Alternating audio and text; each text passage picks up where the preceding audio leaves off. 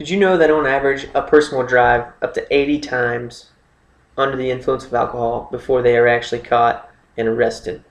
Hi, my name is James Starr, and today I'm going to be doing my persuasive speech. I'm going to be trying to persuade you to not drink and drive. You only get one life to live, and there are no do-overs. And if you decide to drink and drive, it could be the last thing that you do, or even worse, it could be the last thing that someone else gets to do. So what's my attention material today? Well, if you're at a party and you've had a few drinks, such as these perhaps, I've got one 12-ounce beer here, and believe it or not, it only takes 2 or 3 of these, and you are probably over the legal limit of 0.08.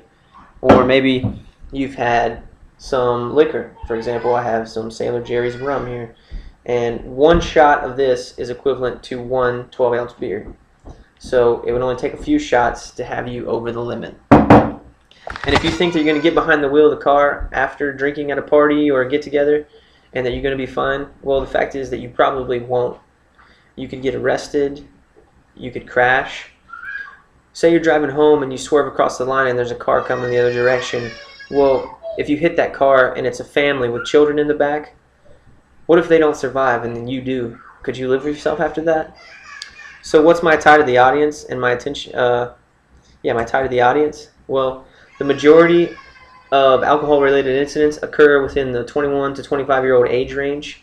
So that's probably the majority of the people in this class, or college students.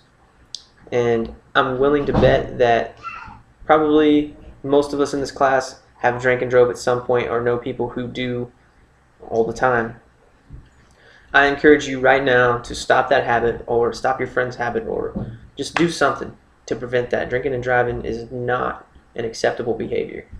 So today I'm going to be talking to you about some statistics about drinking and driving, reasons you shouldn't do it pretty much. And then I'm going to give you some preventative measures that the police force takes, and some preventative measures that you yourself can take with your friends. And then I'm going to give you a little story about a drinking-related incident that I was involved in. So to start off, I'm going to tell you a few facts and statistics about drinking and driving. So how big is the problem? Well, every day almost 30 people in the United States die in motor vehicle crashes that involve an alcohol-impaired driver. This amounts to 1 death every 51 minutes. In 2012, 10,322 people were killed in alcohol-impaired driving crashes, accounting for nearly 1/3 of all traffic-related deaths in the United States. Of the 1,168 traffic deaths among children ages 0 to 14 in 2012, 239, or 20% of them, involved an alcohol-impaired driver, probably a parent.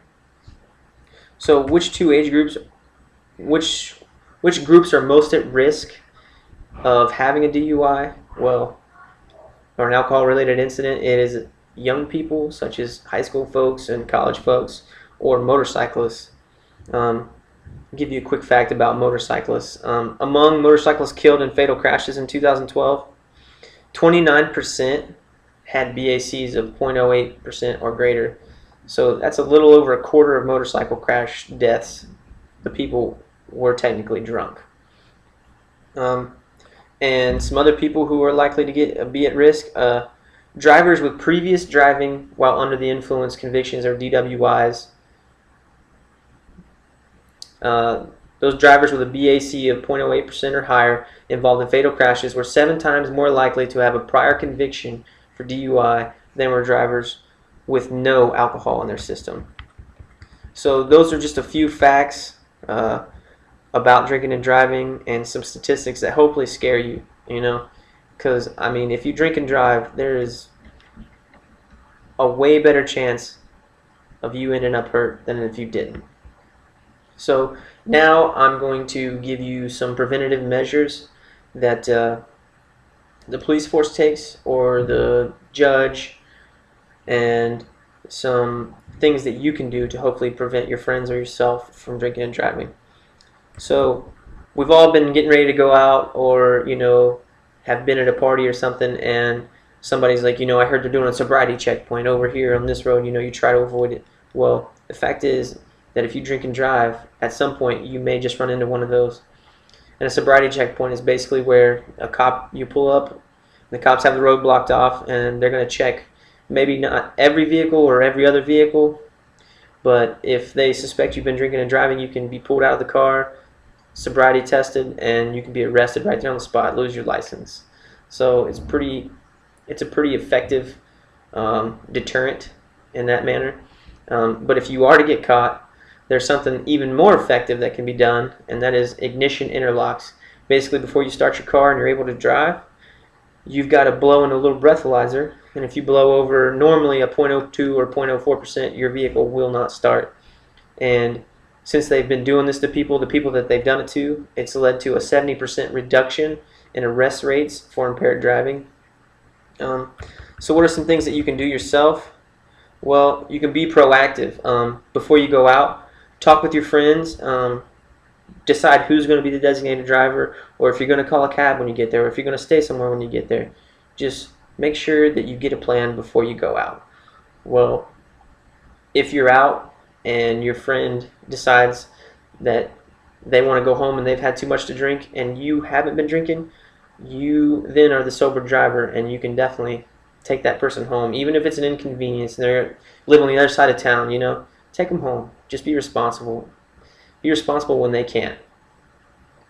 And if you've got one of those friends, or you're one of those people who, when you drink, you just get mean and you think you know everything and nobody can tell you anything, well, when you ask for their keys or they ask for your keys, don't give in. Make sure you get that person's keys, because at the time it might seem like a hassle, but you could easily save their life.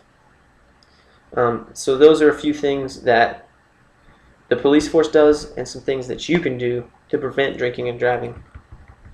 So I'm going to give you a little story about me that really changed my life when I was doing things that I shouldn't have been doing, like drinking and driving.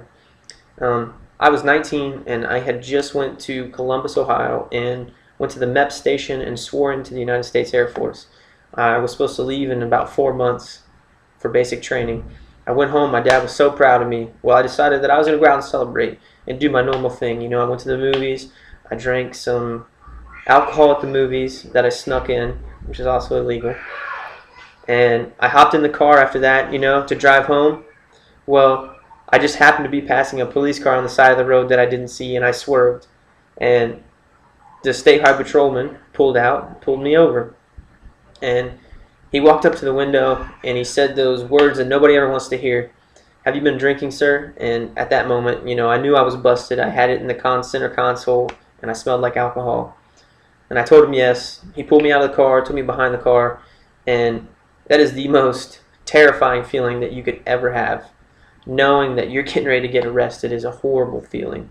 And luckily for me, he arrested me before I was able to cause an accident, and hurt somebody or hurt myself. He might have saved my life that night. He took me to jail, and he did my fingerprints, took my mug shot. And let me tell you, for somebody who's never been in trouble, if you're one of those people who's a good person and you drink and drive, if you go to jail and you get a mug shot, it becomes very real at that point. That's a serious thing. And for somebody like myself, who at that time I had a minimum wage job and I was just kind of waiting to go, I didn't have much money. So this event set me back about $3,500, because it cost $300 for my dad to bail me out of jail. It cost $100 to get his brand new truck that got impounded out of the impound lot, and it cost me about $3,000 in lawyer fees, because I had to get a lawyer to get the charges reduced, which I ended up getting done so I could join the Air Force. Not everybody's that lucky, but thank God I was. I just want to implore you to not make the same mistake that I did. Don't learn when it's too late. I was lucky, like I said. I could have caused an accident. I could have killed somebody or myself, but I didn't. Thank the Lord. But learn from my experience and learn from these things that I've told you. So, in summary, first, I gave you some reasons why you shouldn't drink and drive, some statistics on alcohol-related incidents and such, and then I told you some things that you can do to prevent alcohol-related incidents and some things that are done by the police. My tie back to the audience: drinking-related deaths and accidents affect many people. I just want you to know that if you decide to drink and drive, that there is a way better chance if you didn't decide to drink and drive that you could get hurt or killed or arrested, and that's not a risk that you need to take. So, my concluding remarks: I speak from experience in this genre. You know, I got pulled over. It's not a good thing, and I regret that I did it, but it changed my life because now I make better decisions. So this has been my persuasive speech, and hopefully you will take what I've said and you will not drink and drive anymore. Thank you very much. My name is James Starr, and this concludes my persuasive speech.